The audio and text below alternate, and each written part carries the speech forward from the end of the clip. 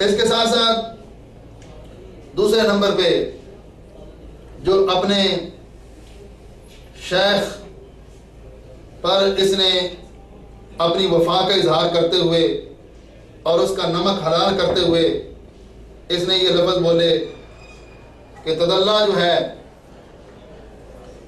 وہ ایک ولی ہوتا ہے.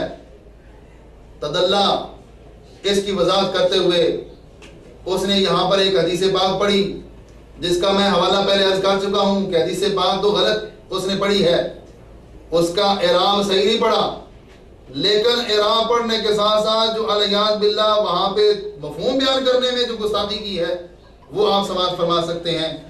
اس نے کتنی بڑی گستاخی کی، اس حدیث پاک کا مفہوم بیان کرنے میں اس نے یہ کہا اپنے کہ اس سے مراد ہر ولی نہیں. یہ 2 نمبر پہ آپ سماعت فرما سکتے ہیں. اس سے مراد ہر ولی نہیں، اگر ہر ولی لیا جائے تو جو مسواک کر کے ولی بنتا ہے اس کے مخالف سے اللہ تعالیٰ اعلان جنگ کرے، پھر معاذ اللہ پاک تو اعلان جنگ. میرے نزدیک یہ جو تدلہ کا ظہور ہے، من نادى لي وليا فقط آذنته بال، کہ جو اللہ کے ولی کی مخالفت کرے گا اللہ اسے اعلان جنگ کرے گا، اس سے مراد ہر ولی نہیں ہے، چھوٹے درجے کا ہر ولی نہیں ہے. اگر ہر ولی لی جائے تو جو مسواک کر کے ولی بنا ہے اس سے بھی اللہ اعلان جنگ کرے اس کے مخالف سے، تو پھر اللہ پاک تو معاذ اللہ صرف اعلان جنگ میں بیزی رہے نا. میرے نزدیک یہ جو تدلہ کا ظہور ہے، من نادى لي وليا فقط آذنته بال، کہ جو اللہ کے ولی کی مخالفت کرے گا اللہ اسے اعلان جنگ کرے گا، اس سے مراد ہر ولی نہیں ہے، چھوٹے درجے کا ہر ولی نہیں ہے. اگر ہر ولی لی جائے تو جو مسواک کر کے ولی بنا ہے اس سے بھی اللہ اعلان جنگ کرے اس کے مخالف سے، تو پھر اللہ پاک تو معاذ اللہ صرف اعلان جنگ میں بیزی رہے نا. میرے نزدیک یہ جو تدلہ کا ظہور ہے، من نادى لي وليا فقط آذنته بال، کہ جو اللہ کے ولی کی مخالفت کرے گا اللہ اسے اعلان جنگ کرے گا، اس سے مراد ہر ولی نہیں ہے، چھوٹے درجے کا ہر ولی نہیں ہے. اگر ہر ولی لی جائے تو جو مسواک کر کے ولی بنا ہے اس سے بھی اللہ اعلان جنگ کرے اس کے مخالف سے، تو پھر اللہ پاک تو معاذ اللہ صرف اعلان جنگ میں بیزی رہے نا. اب اس میں ایک تو حدیث پاک کے مفہوم کو بدلا گیا، اتنی بڑی واردات ہوئی، اور ساتھ یہ گستاخی بھی کر دی کہ اللہ تعالیٰ پھر ولیوں کے دشمنوں کے خلاف اعلان جنگ میں بیزی رہے، اسی میں مصروف رہے، اور جو اسی میں مصروف رہے گا تو پھر دوسرے کام کوئی اور کرے گا. اس نے گویا کہ اللہ کی ذات کی اوصاف اور صفتوں کو سمجھا نہیں کہ جو بیک وقت پوری کائنات کا نظام چلا رہا بلکہ ہر چیز کو جیسے چاہتا ہے وہ چلا رہا ہے. وہ اس طرح کی جو مصروفیت جو بیان کر رہے ہیں وہ ان ساری چیزوں سے پاک ہے، بلکہ وہ جو چاہتا ہے کرتا ہے. اللہ تبارک و تعالی ساری پاک صفتوں کا مالک ہے، پاک شانوں کا مالک ہے، تو اس کے بارے میں یہ کہنا کہ اللہ تعالیٰ پھر جنگ میں بیزی رہے گا، تو یہ کلمہ بولنا یہ اللہ تبارک و تعالیٰ کے لیے بے ادبی ہے اور اللہ تبارک و تعالیٰ کے لیے اس کو گستاخی شمار کیا گیا. اور دوسرے نمبر پہ یہ بھی ہے کہ اس سے مراد ہر ولی نہیں ہے. یہ کہاں لکھا ہوا ہر ولی نہیں ہے؟ ہم یہ بھی پوچھ سکتے ہیں کہ حدیث پاک میں تو مطلق آ رہا ہے، یہاں لفظ یہ آ گیا من عادى لي وليا، یہاں ولیین کا لفظ آ گیا ہے، ولیین کے اوپر نون ہے، تنوین ہے، جس کا مفہوم یہ بتا رہا ہے کہ کوئی بھی ولی ہو، تنوین تنکیر کی کوئی بھی ولی ہو، اس کے ساتھ کوئی بندہ عداوت رکھے گا تو اللہ اس کے ساتھ اعلان جنگ کرے گا، خواہ وہ ولی تدلہ کی صورت میں ہو یا کوئی اور صورت میں ہو. وہ مسواک کا لفظ بول کے اس نے علامہ الیاس قادری اتاری دامت برکاتہم القدسیہ جو ہے ان کے اوپر الزام لگایا اور ان کو محض مسواکیں کرنے والا جو ہے وہ یہاں کے قرار دیا گیا. تو اس نے گویا کہ ایک محدود کر دیا کہ یہ حدیث پاک ولیوں کے بارے میں ہے ہی نہیں، یہ صرف ہے ہی تدلہ کے بارے میں، حالانکہ تدلہ کا لفظ ہی نہیں ہے ولی کا لفظ. تو ولی کے لفظ کو تدلہ کے معنی میں لینا یہ کون سی منطق ہے؟ یہ کہاں کا انصاف ہے؟ اور پھر اس کو اپنے اوپر کرنا کہ چونکہ تدلہ کے مالک ہم ہیں اس لیے یہ حدیث کی بشارت بھی ہمارے لیے ہوگی. تو ہم کہتے ہیں کہ تمہیں کس نے یہ مقام دیا ہے؟ کیسے تم اس مقام پہ فیض ہو گئے؟ دوسروں کے اوپر تو الزام لگاتے ہو کہ تمہیں یہ ڈگری کس نے دی. ہم بھی پوچھ سکتے ہیں کہ تدلہ کا مقام تمہیں کیسے حاصل ہوا؟ تدلہ میں ہم اتنا ہی کہہ سکتے ہیں کہ تا حذف اگر کر دی جائے تو پھر باقی جو رہ جاتا ہے وہ تمہارا مقام ہم مان لیتے ہیں. تدلہ والا تمہارا مقام نہیں ہو سکتا. تا کو ہٹا دیں وہ تمہارا اس وقت بھی ہے، پہلے بھی تھا. اگر توبہ طائب نہ ہوئے تو پھر بھی رہے گا، وہ تمہارا مقام ہم مانتے ہیں، لیکن تمہارے اندر جو ولی کامل والے اوصاف ہیں، بلکہ ایمان والے اوصاف تمہارے اندر نہیں پایا جائے، ولی تو دور رہ گیا نا، ولی تو بنتا ہی بعد میں ہے۔ جس کے اندر ایمان ہی نہ ہو، جو گستاخوں کی وکالت کرنے والا ہو، وہ کیسے کہہ سکتا ہے کہ میں اتنے بڑے مقام پہ فائز ہوں، اور اس کے وکیل کیسے یہ شان اس کو دے سکتے ہیں؟ تو بہرحال یہاں پر اس نے انتہائی نازیبہ لفظ بولے اور یہ کہا کہ تدلہ کی مخالفت کی وجہ سے یہ بھی ہو گیا، وہ بھی ہو گیا۔ حالانکہ اگر انصاف کی نظر سے دیکھا جائے تو اس شیخ منہاج کا ایمان ثابت کرنا بڑا مشکل ہے۔ اس کے خوابوں کا اگر سلسلہ بیان کیا جائے تو بندہ اپنے کانوں کو ہاتھ لگاتا ہے کہ اتنا بڑا بے ادب شروع سے بے ادبیاں کر رہا ہے۔ اگر یہ چیزیں لوگوں کے سامنے رکھی جائیں تو یہ ایک بہت بڑا المیہ ہوگا اور لوگ جو ہے ان کی حقیقت سے آشنا ہو جائیں گے۔ لیکن ابھی ہم نفس مسئلہ کی طرف جو اس نے اعتراضات کیے ہیں، اس نے ایک تو یہ بھی حضرت علی رضی اللہ تعالیٰ عنہ کے بارے میں الزام لگایا کہ حضرت علی رضی اللہ تعالیٰ عنہ خلافت باطنی پر فائز تھے اور حضرت سیدنا صدیق اکبر رضی اللہ تعالیٰ عنہ خلافت ظاہری پر تھے۔ یہ اس کی کتاب تھی، تو اس کا رد کرتے ہوئے قبلہ استاد گرامی قبلہ ڈاکٹر صاحب نے اس کا رد کیا تھا، لیکن اس کو سمجھنے کی بجائے ایک اور انداز اختیار کیا گیا کہ آپ نے جو یہ فرمایا کہ اللہ تبارک و تعالیٰ نے خلافت ظاہری بھی اور خلافت باطنی بھی، دونوں خلافتیں اللہ تبارک و تعالیٰ نے حضرت سیدنا صدیق اکبر رضی اللہ تعالیٰ عنہ کو عطا فرمائی تھی، وہ سلطنت کی صورت میں ہو یا ولایت کی صورت میں ہو۔ ہم یہ پوچھ سکتے ہیں، ہم یہ عرض کرتے ہیں کہ تم بڑے اس چیز کے دائی ہو، جتنے تم حوالے اس بارے میں دکھا رہے ہو، اس میں کسی نے بھی یہ نہیں لکھا کہ سیدنا صدیق اکبر کے پاس ولایت نہیں تھی۔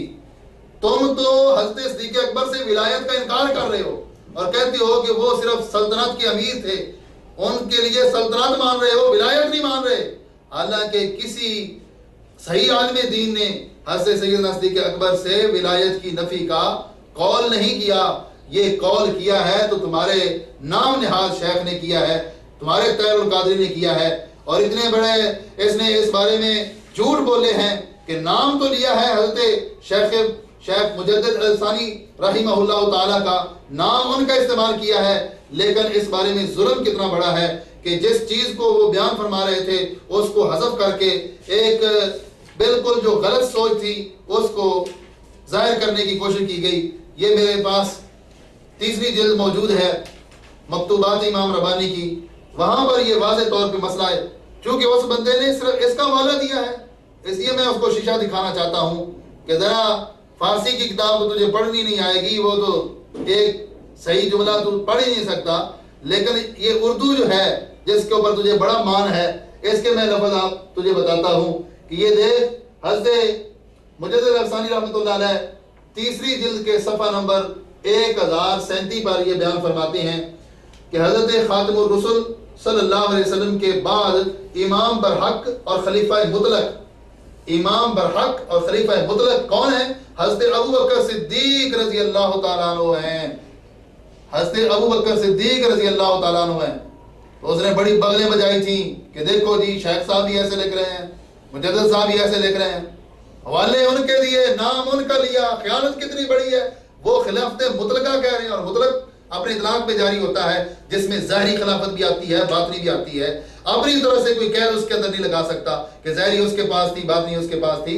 ہم کہتے ہیں کہ سیدنا مولا علی رضی اللہ تعالیٰ عنہ کے لیے ولایت ہے، ان کے لیے سلطنت ہے، ان کے اپنے نمبر پہ ہے، پہلے نمبر پہ سیدنا صدیق اکبر رضی اللہ تعالیٰ عنہ ہیں، اور یہی نظریہ جو ہے شیخ مجدد رحمۃ اللہ علیہ نے بیان فرمایا جس میں خلیفہ مطلق کا لفظ ہے۔ اور آگے آپ دیکھیں کہ صفحہ نمبر 1038 پر بھی یہ عبارت موجود ہے کہ جو آدمی، آپ نے یہ حدیث پاک حضرت مولا علی رضی اللہ تعالیٰ کا فرمان بیان کیا کہ جو آدمی مجھے حضرت ابوبکر صدیق اور حضرت عمر پر فضیلت دیتا ہے وہ مفتری ہے، میں اسے تہمت لگانے والے کی طرح کوڑے لگاؤں گا۔ یہ بات بیان فرمائی ہے حضرت مولا علی نے، اور نقل کس نے کی ہے؟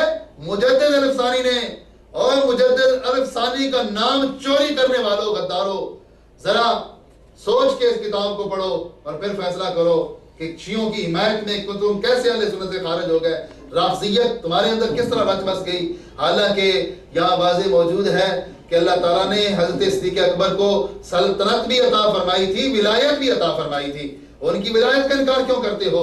اور کہاں لکھا ہوا ہے کہ وہ ولی نہیں تھے؟ ان کی ولایت آج اپنے شیخ کے بارے میں، اپنے شیخ کے بارے میں تو تدلہ کے مقام پر یا ولیوں سے بھی اونچے مقام پہ پہنچ گئے، اور حضرت صدیق اکبر کے لیے ولایت بھی نہیں مان رہے. یار کتنا بڑا ظلم ہے. سیدنا صدیق اکبر ولی بھی نہیں ہے، ان سے ولایت کی بھی نفی، اور اپنے لیے ولیوں کے بھی اونچے مقام پہ پہنچے ہوئے ہیں. تو یہ بہت بڑا ظلم ہے. اور نام اس پہ چونکہ شیخ مجدد رحمۃ اللہ علیہ کا لگایا گیا ہے، اور وہ یہ واضح کر رہے ہیں کہ یہ سارے کے سارے جھوٹ ہیں جو ان لوگوں کے حصے میں آئے ہیں. پتہ نہیں ان کو کیسی وراثت دی گئی ہے اور کیسے ان کو یہ چیز پلا دی گئی ہے کہ بڑے بھی جھوٹ بولتے ہیں، چھوٹے بھی جھوٹ بولتے ہیں، اور ایک ایک بات پہ جھوٹ، اور اتنے قسمیں کھا کے جھوٹ بولتے ہیں کہ بندہ حیران ہوتا ہے کہ یہ کیسے اسلام کے دشمن لوگ آ کر اسلام کے دائی بن کے بیٹھ گئے ہیں. ان کی حقیقت اس بات کو واضح کر رہی ہے کہ یہ اس معاملے میں بالکل صاف جھوٹے ہیں. اس پہ میں مزید حوالے بھی عرض کر سکتا تھا، پھر کبھی انشاءاللہ موقع ملا، چونکہ وقت مختصر ہے. باقی کچھ چیزیں میں عرض کرتا ہوں. اس نے ایک بہت بڑا الزام یہ بھی لگایا کہ فتاوی رضویہ شریف کی 24ویں جلد میں یہ بات موجود ہے. فتاوی رضویہ شریف یہ اعلیٰ حضرت کے کلام کے اندر تعریف کرنے والے، اور پتہ ہے اس حیثیت ان کی کتنی ہے کہ فتاوی رضویہ شریف کے بارے میں یہ کہتا ہے کہ اس کی 37 جلدیں ہیں. 37 جلدیں نہیں ہے. 37 جلدوں کا اعلیٰ حضرت کا یہ فتویٰ کون لے گا؟ 37 جلدوں کا اعلیٰ حضرت کا یہ فتویٰ جو اتنی دقیق علمی زبان میں لکھا ہوا ہے، اس کو کس نے پڑھنا ہے؟ جلالی صاحب نے خود نہیں پڑھنا، چونکہ نہیں ہے. 37 جلدوں کا اعلیٰ حضرت کا یہ فتویٰ کون لے گا؟ 37 جلدوں کا اعلیٰ حضرت کا یہ فتویٰ جو اتنی دقیق علمی زبان میں لکھا ہوا ہے، اس کو کس نے پڑھنا ہے؟ جلالی صاحب نے خود نہیں پڑھنا. میں کہتا ہوں 37 جلدیں کسی مکتبے کی چھپی ہوئی آپ دکھا دیں تو میں مان جاؤں گا کہ واقعی آپ نے فتاوی رضویہ پڑھا ہوا ہے اور آپ کو اس کی سمجھ آئی ہے. اس کی 37 جلدیں ہیں ہی نہیں. کبھی لائبریری میں پڑھا ہوا دیکھ لیتا تو پھر بھی یہ بات نہ کرتا. اس سے یہ پتہ لگتا ہے کہ اس نے پورا فتاوی رضویہ شریف پڑھا ہوا کہیں دیکھا ہی نہیں ہے. جس بندے نے کتاب دیکھی نہ ہو وہ کتاب کے حوالے پیش کر رہا ہے، تو ظاہر ہے کہ وہ حوالے پیش کرنے میں کتنی بڑی غداری کرے گا. اب دیکھو اس کی یہ غداری کہ اس نے اعلیٰ حضرت پہ کتنا بڑا الزام لگایا. اعلیٰ حضرت رحمۃ اللہ علیہ نے موسیقی کے بارے میں اور آلات مزامیر جو ہیں، آلات موسیقی، ان کے بارے میں جو آپ نے فرمایا تھا اس پر ذرا توجہ آپ کی چاہیے. مجھے اس کو سمجھنے کے لیے ذرا آپ اہل علم تشریف فرما ہے اور آپ یہ اس بات کو ذرا نوٹ کریں کہ اعلیٰ حضرت رحمۃ اللہ علیہ سے فتویٰ یہ پوچھا گیا. 2 باتیں پوچھی گئیں. پہلی بات یہ پوچھی گئی کہ متصوفہ زمانہ جو مجلس سماع و سرور مرتب کرتے ہیں جس میں راگ و رقص و مزامیر و معازف ہر قسم کے موجود رہتے ہیں، اور جھاڑ و فانوس و شامیانہ و فرش و دیگر تکلفات چشتیہ و اصراف بے جا کے علاوہ یہ لفظ موجود تھے. فتویٰ میں سوال کرنے والے نے 2 چیزوں کے بارے میں پوچھا تھا، ایک اور آلات موسیقی کے بارے میں اور دوسرے جھاڑ فانوس شامیانہ. یہ آلات موسیقی نہیں ہوتے، ان 2 چیزوں کے بارے میں پوچھا. پہلے آلات موسیقی الگ فتویٰ پوچھا اور جھاڑ فانوس کے بارے میں الگ فتویٰ پوچھا. لیکن اس ظالم نے کتنا بڑا ظلم کیا، اعلیٰ حضرت کی عبارت پڑھ دی اور مزامیر کو جائز قرار دے دیا.